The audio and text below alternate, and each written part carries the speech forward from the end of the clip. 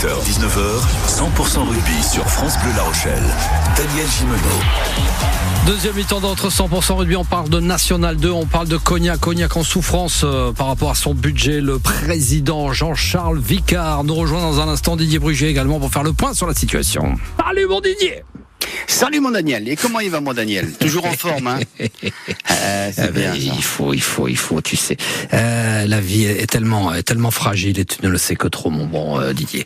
On va évoquer une situation qui est un casse-tête, autant vous le dire. Alors c'est vrai que vu de l'extérieur, ça paraît très compliqué. Peut-être que ça l'est moins à l'intérieur du club. Avant d'accueillir le président Jean-Charles Vicard, président du club de Cognac, grand nom du rugby, bien évidemment, qui est passé par le Stade Rochelet, qui a joué dans les plus grands clubs de top 14, qui est un grand nom également de l'entrepreneuriat charentais avec cette entreprise familiale séculaire de tonnellerie. Juste, je voudrais que tu nous donnes un peu ton introduction avant d'accueillir le président. Ben écoute, c'est pas compliqué, hein. Il y a en Charente des clubs qui vivent bien ou vivent bien en termes de résultats, mais difficilement en termes économiques, hein. On sait que le SA15 est bien toujours à la recherche d'argent pour pouvoir asseoir son budget. Il en est de même pour Cognac et on va en parler dans quelques instants. Et on peut dire aussi que du côté de Barbezieux, eh bien de temps en temps c'est un petit peu compliqué pour arriver à mettre en place un budget. On sait qu'il faut trois temps forts. Il y a trois épisodes dans un club de rugby. J'allais failli pas y arriver. 3 épisodes dans un club de rugby. Il y a les entrées, il y a bien sûr le sponsoring, et puis il y a aussi tout ce qui est les mairies, le conseil général, etc. Et tout ça, lorsque l'on a réussi à regrouper l'ensemble, eh bien ça permet d'avoir un budget qui normalement fait qu'une équipe peut bien vivre. Et dans le cas de Cognac, eh bien c'est un petit peu difficile parce qu'il y a des gens qui ne sont pas allés au bout et qui n'ont pas respecté leurs engagements. Et dès qu'il y a un seul de ces petits partis qui ne dit pas oui à ce qu'il s'est engagé, qui ne tient pas ses engagements, eh bien c'est difficile pour aller au bout d'une saison. Et on va en discuter avec le président qui est là. Ouais. Avec le président qui est là. Jean-Charles, bonsoir, tu nous président. as retrouvés. Pardon. Bonsoir à vous deux. Jean-Charles, bonsoir à toi. On va discuter un petit peu de ces difficultés que tu rencontres, parce que Jean-Charles, quand tu as repris le club, tu savais que la situation financière était délicate, mais tu semblais apparemment bénéficier d'un certain enthousiasme au départ pour te soutenir et t'accompagner. Et qu'en est-il justement de ce soutien, de cet accompagnement ? Ah oui, pour reprendre tes mots, on est toujours enthousiaste à reprendre un challenge, hein. Moi, j'adore ça, même quand ils sont compliqués, hein, parce que un échec, ça permet de grandir. Celui qui n'a pas d'échec, il ne grandit pas, il ne réussit pas. Donc moi, je pars du principe que on peut se tromper. Mais l'échec fait toujours grandir. Et en ce qui concerne Cognac, aujourd'hui, quand j'ai décidé de reprendre ce club, bien sûr que j'étais enthousiaste parce que c'est un grand nom, Cognac, dans le rugby, dans l'Hexagone, et c'est surtout un très vieux navire, donc c'était super intéressant de reprendre ça. Maintenant, je partais avec un gros handicap, hein. C'était en gros 500 000 euros de dette au total quand j'ai repris. Donc, quand j'ai repris officieusement au mois de mars, il n'y avait plus rien dans les caisses, donc il a fallu continuer à payer 3 mois de salaire, parce que la saison se finit au mois de fin juin. Il a fallu continuer à payer 3 mois de salaire à une trentaine de joueurs et personnel administratif, et ensuite redémarrer sur une nouvelle saison le 1er juillet. Donc aller en même temps recruter des nouveaux joueurs, parce que j'en ai gardé qu'une dizaine, hein, sur la trentaine, et puis recruter un staff. Et également, il a fallu reconstruire une équipe espoir, enfin des jeunes. Il a fallu aller chercher des jeunes. Pourquoi ? Parce que il n'y a pas que l'équipe Fagnon, il y a aussi les jeunes, les espoirs, les moins de 23. Si cette équipe ne peut pas concourir le dimanche, c'est l'équipe Fagnon qui prend des points de pénalité. Donc il a fallu aussi recruter des jeunes, donc en plus, pour pouvoir remonter cette équipe espoir qui a déserté dans les clubs aux environs. Barbejeu a pas mal de cognacés dans ses rangs, et donc il a fallu reconstruire tout ça, et le faire dans un temps record. Donc oui, je suis parti vite, je suis parti enthousiaste, et parce qu'il n'y avait pas le choix, j'étais seul. Donc je me suis dit allez, le projet il est intéressant, et surtout il peut véhiculer beaucoup de choses dans le tissu local. Ça veut dire que aujourd'hui on se rend compte qu'on a des entreprises qui sont assez divisées, qui bossent parce qu'il faut faire du business à tout prix, et qu'aujourd'hui on a quand même un territoire à faire grandir. On parle de cette responsabilité sociale environnementale, où c'est qu'elle est. C'est tout ça qu'il va falloir entretenir. Il faut aujourd'hui plus que jamais que les entreprises phares du territoire se mobilisent, parce qu'un club de sport comme le rugby à Cognac, ça doit s'entretenir et ça doit se maintenir dans son tissu cognacé. Alors, président Jean-Charles Vicard, Didier, je te refile la parole. Jean-Charles Vicard, on a lu, on a entendu. On fait le point avec vous en direction France Bleu La Rochelle ce soir. Le club qui devait fêter ses 125 ans cette année, donc créé en 1899, on a lu qu'il allait s'arrêter à l'issue de la saison régulière. Jean-Charles Vicard. Ouais. C'est exactement ça. C'est-à-dire qu'aujourd'hui, entre la FFR qui aujourd'hui nous pénalise énormément depuis le début janvier, qui nous a pénalisé de 8.4 parce qu'en fait on n'était pas accrédité centre d'entraînement labellisé.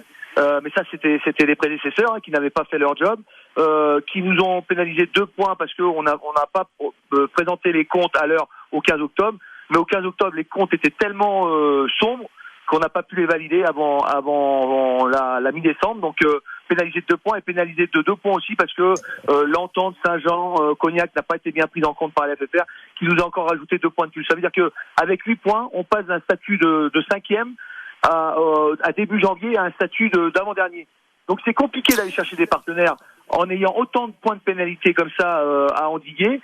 Et derrière, on est en train de se battre pour récupérer ces points au niveau de la FFR, mais en même temps, on se bat pour aller chercher des partenaires, parce que quand on est avant-dernier, c'est beaucoup plus compliqué de séduire des partenaires que lorsqu'on est qualifiable. Est-ce qu'on peut dire que justement par rapport à tes points qui ont été retirés, est-ce qu'on peut dire que la Fédération française de rugby ou les instances de rugby ne vous aident pas justement à remonter le club et qui sont insensibles à vos cris et au fait que vous risquez de mettre la clé sous la porte ? On n'a pas été audité par la FFR, jamais. Ils sont jamais venus. Ils n'ont pas vu le boulot qui avait été fait en 6 mois, un boulot dingue où au-delà de ce que je vous avais parlé, où des bénévoles s'étaient mis à repeindre le stade qui était dans un état déplorable. On a remis de la gaieté dans ce stade, on a remis de la convivialité. Aujourd'hui, on est passé 200. On avait 200 personnes dans le stade, il n'y avait plus personne. On est entre 1500 et 1800 personnes tous les dimanches de match. On a 400 partenaires à table tous les dimanches. On a un réseau de 250 partenaires qui sont revenus au club. C'est d'entreprises.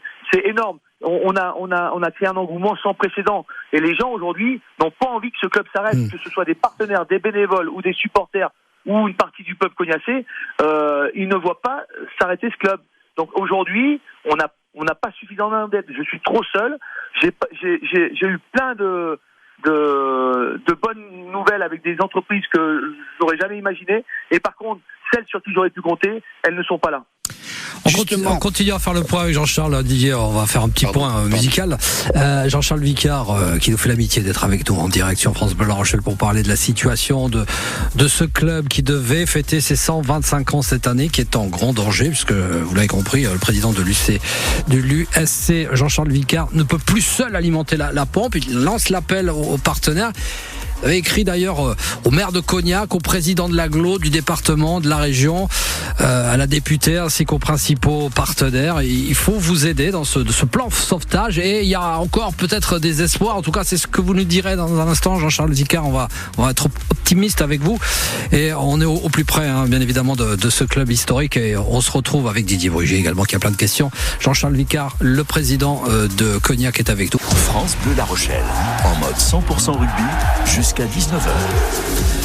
On est au plus près de ce club de Cognac en National 2 et peut-être prochainement relégué en division inférieure en Régional 3, Didier Bruget. Jean-Charles Vicard, juste avant de redonner la parole à mon Didier, Jean-Charles, qu'on comprenne bien, donc vous n'avez plus la capacité financière d'alimenter seul le club. Aujourd'hui, vous lancez l'ultimatum aux partenaires, à toutes les institutions également, comme par exemple le Grand Cognac, à qui vous avez réclamé une aide exceptionnelle et qui, pour l'anecdote, enfin pas pour l'anecdote, mais pour recontextualiser, avait mis 450 000 € au budget pour refaire les vestiaires cette année.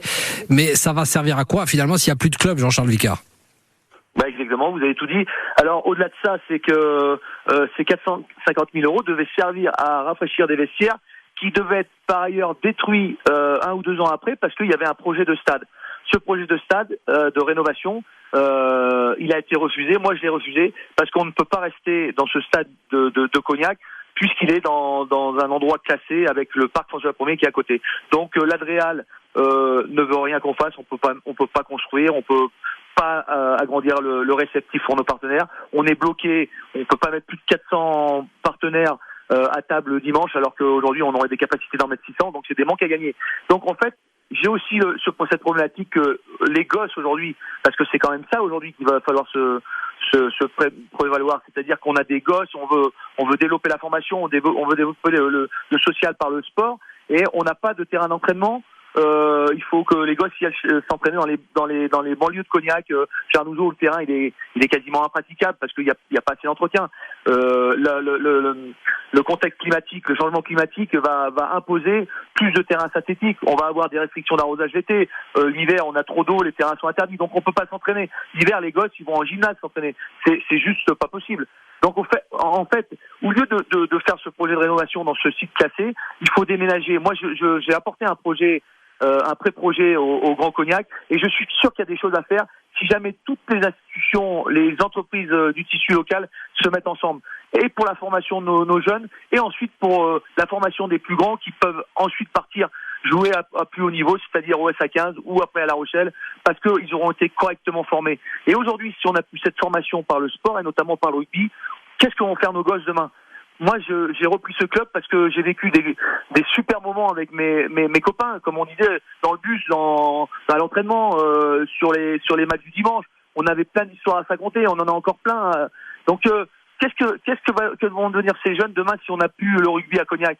C'est ça qu'il faut qu'on se mette vraiment autour de la table, et très vite, avec le Grand Cognac, avec les grosses entreprises du tissu cognacé, parce que ce tissu cognacé les a construits aussi, hein. Ce territoire a construit nos belles entreprises. Donc, à un moment donné, il faut rendre au sport quelque chose. Et moi, aujourd'hui, j'en suis conscient. J'ai commencé par le faire. J'ai essayé d'emmener tout le monde. Et aujourd'hui, le cri d'alarme, c'est pour que je suis seul. Donc, venez avec moi. Et aujourd'hui, le Grand Cognac, il y a 450 000 € à mettre dans un rafraîchissement de vestiaire. Eh ben, c'est nous les donner, de faire vivre ce club, de contribuer à ce que ce club ne meure pas. Et ça sera exceptionnel. On ne demandera rien d'autre l'année prochaine parce qu'aujourd'hui, si c'est 450 000, c'est pour finir la saison. Et après, derrière, nous, il va falloir que derrière, on y aille chercher les autres entreprises du territoire qui vont devoir s'associer à nous pour faire grandir ce club, et différemment avec un autre projet de stade, avec des infrastructures qui vont nous permettre à nos jeunes de s'entraîner correctement. C'est Justement, l'objectif. Justement, tu parles, c'est intéressant, mais tu parles des jeunes, tu parles des ambitions, tu as des ambitions pour l'école de rugby, et pour amener justement les jeunes au sport, pour éviter que les jeunes soient dans la rue à ne rien faire. Quel est ton projet justement, et où en êtes-vous justement de ce travail avec l'école de rugby, et où en est votre axe de travail? Alors pas que les clubs de rugby, c'est jusqu'au centre d'entraînement labellisé, nos jeunes qui vont jusqu'à 21 ans. Tous ces jeunes-là, on se doit de les former avec une attention particulière. C'est-à-dire que, par exemple, ce fameuse réglementation de centre d'entraînement labellisé en national, c'est la FFR qui l'impose. Mais pour ça a un coût. Ça veut dire qu'on a une personne aujourd'hui qui est chargée de mettre la labellisation de ce centre d'entraînement en place. C'est un coût, mais moi j'ai décidé de passer par là. Ça veut dire que là, on vient d'avoir la validation. C'est pas vieux, c'est hier. La FFR est venue auditer le 15 février et vient de nous donner la validation du centre d'entraînement que le club de Cognac avait perdu depuis 2 ans.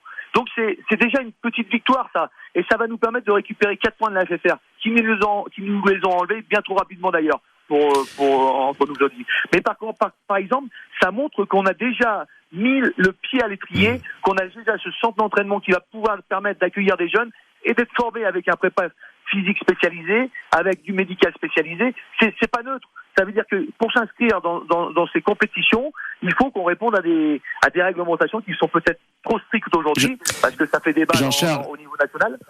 Oui.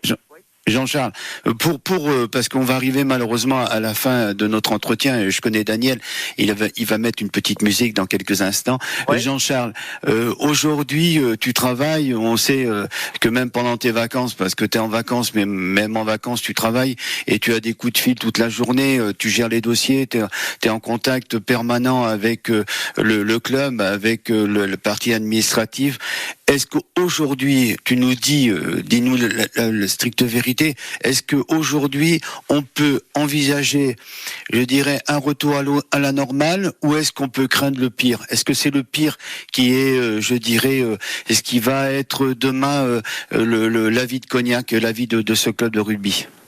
Non, Didier, c'est pas un coup de communication, genre jamais j'aurais fait ça, et c'est vraiment aujourd'hui je tire la sonnette d'alarme, et si demain les institutions et les entreprises du territoire ne se mobilisent pas, le club de Cognac va s'arrêter définitivement. Voilà le cri d'alarme du président. Oui, parce que avril ça arrive vite, hein, comme vous dites, il faut se bouger, il faut plus tergiverser, sinon c'est la régionale 3, c'est-à-dire 7 échelons en dessous de là où vous évoluez actuellement en national de président. Et donc là, il faut vivre sportivement également avec la réception de Saint-Jean-de-Luz au Parc des Sports, le 3 mars, président. Hein. Oui, on a prévu de faire un grand coup justement là, les jeunes de l'école de rugby seront présents, les supporters, les bénévoles, même nos partenaires. On va inviter le maximum de monde. On va se mettre dans la petite tribune avec une banderole pour que justement ce club continue à vivre et pour que tout le monde soit concerné. Donc on attend le maximum de monde au stade dimanche pour la réception de Saint-Jean-de-Luz, avec une victoire, mais surtout une mobilisation générale pour que ce club il perdure demain. Merci président Jean-Charles Vicard d'avoir été en direct avec nous sur France Bleu La Rochelle. À bientôt.